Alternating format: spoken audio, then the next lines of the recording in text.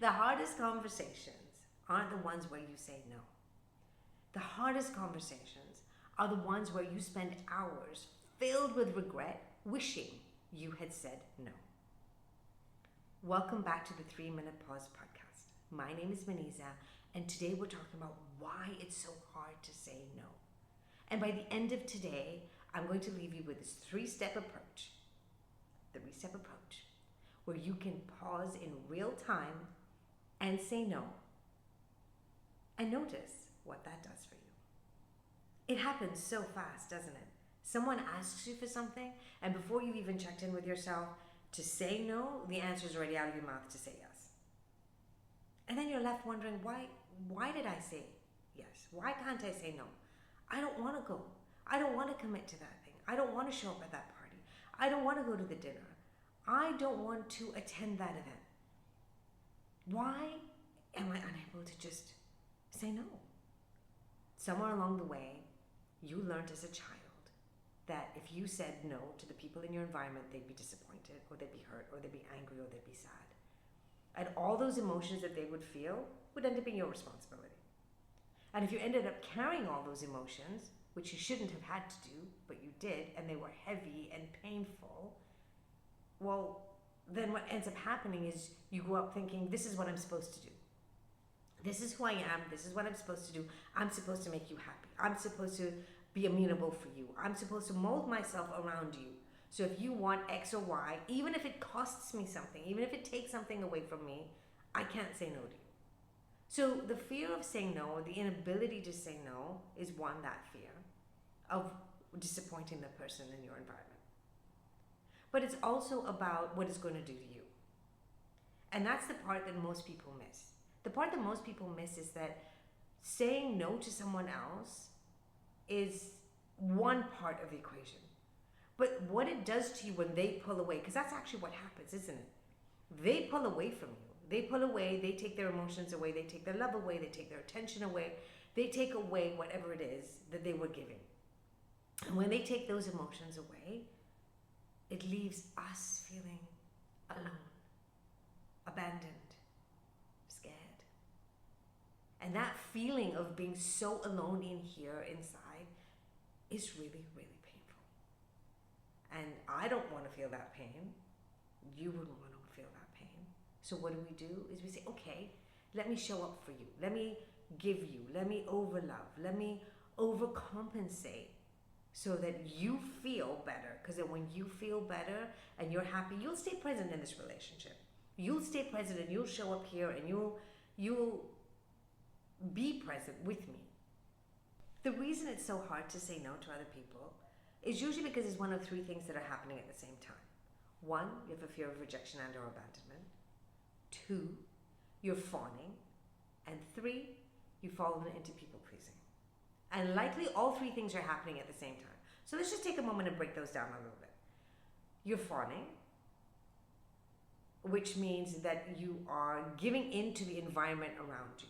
You're giving into the needs of other people around you because it is easier to please them to stay safe.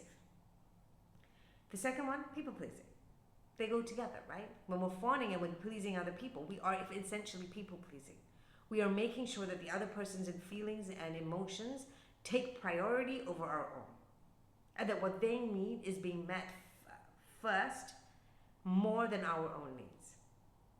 And the fear of rejection and or abandonment.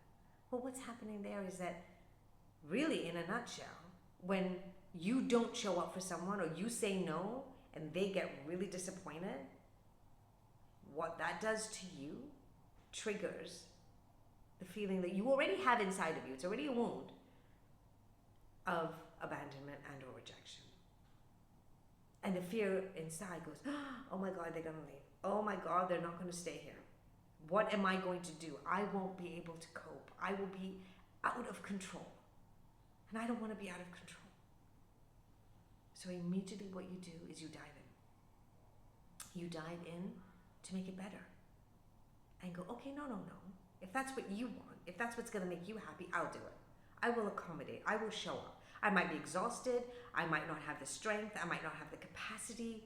I might be in a position where I'm actually physically unable, but I will find a way to make sure that I am available for you. Because if I don't do that, you will leave. And when you leave, I will feel so alone and abandoned and so scared. And I don't want to feel that pain. I felt that pain when I was a kid. I don't want to feel that pain again. It's going to debilitate me. So I will do anything to keep you here. Even if that means paying the price and doing what makes you happy, even if it doesn't make me happy. And that's the mechanism at work. And the thing is, people pleasing happens on so many different layers and so many different levels that some of them are so almost innocuous that we don't even know that we're doing it. Letting other people choose a restaurant for dinner, or agreeing where you're agreeing to go on holiday, or, you know, what do you want to watch? What movie do you want to watch tonight? All of these things can sometimes seem quite small. You think, okay, I don't really care. I'm easygoing. I don't mind. But actually what's really happening underneath is you're feeling these little bursts of, oh my God, they're going to leave. Oh my God, I have to make them happy. I have to please them. And so when those little bursts of emotion come, we dive in and we go, okay, let me just be amenable. Let me just make myself available. Let me just make it okay. And so in small, tiny little ways, we're constantly making it okay. And that's just on one layer. And that's a lower level, if you will.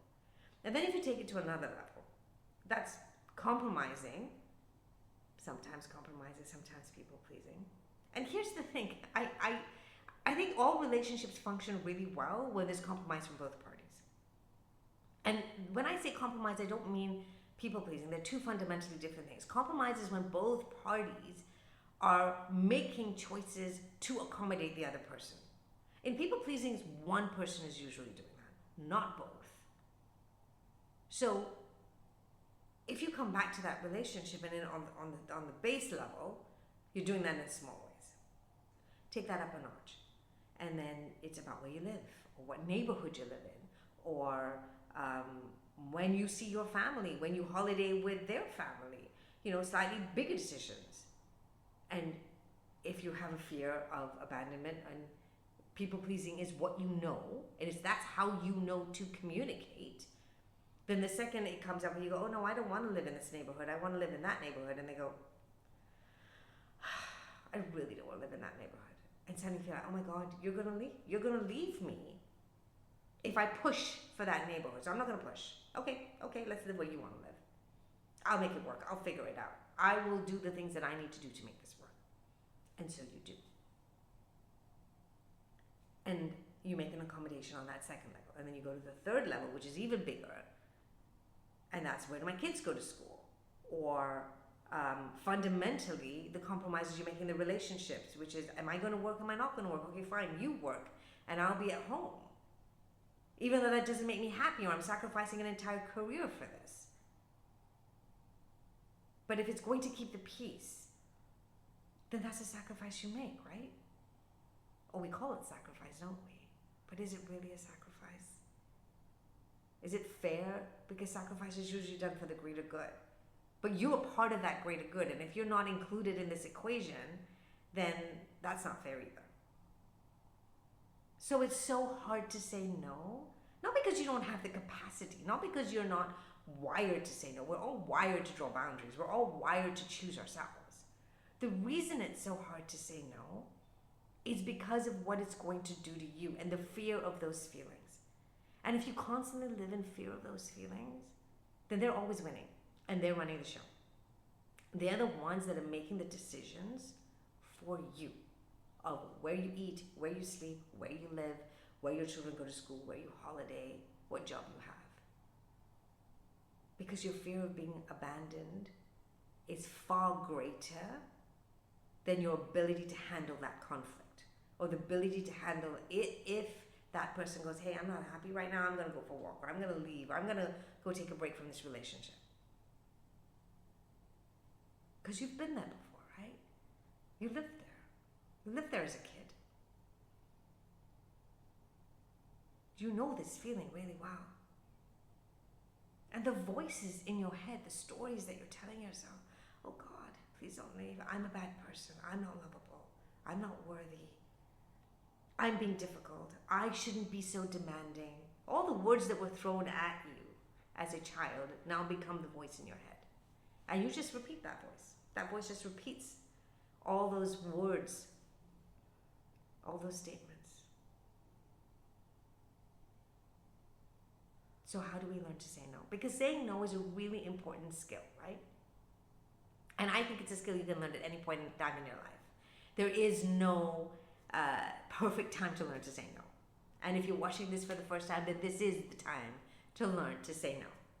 So the pause. How do we learn to say no? Is we pause. And in the pause this week, we have 3 steps. 1, awareness. The second you find yourself in that situation, it doesn't matter if that situation has been going on for an hour. There is the perfect time when you wake up and see that is when you do. There is no perfect time before that. There is no, I should have seen this before. No. When you see it is when you're ready. Full stop. You catch that moment. Awareness. Okay, I'm in a situation where someone wants something from me and I'm not sure if I want to give it. Awareness. 2, you take a deep breath. And you release. You take a deep breath. And when you take a deep breath, you come back to your body. And in that moment, you've created this tiny little space, the pause, to decide what you want to do. And 3, the second you feel yourself bending over and wanting to give in, and say, okay, I'll just do this for them this one time, I want you to do the opposite. Do the exact opposite. And don't give in. And see what happens. You're going to be really uncomfortable. It will be really uncomfortable at first because you will be flooded with a whole bunch of emotions that you're not going to know what to do. Breathe through them. Breathe. You can do this. And come and tell me what happens. I would love to know. I would love to hear. Thank you for hanging out with me today. If this episode resonated for you, then please subscribe so others can join the pause too. For show notes and more, please visit www.monizakimji.com.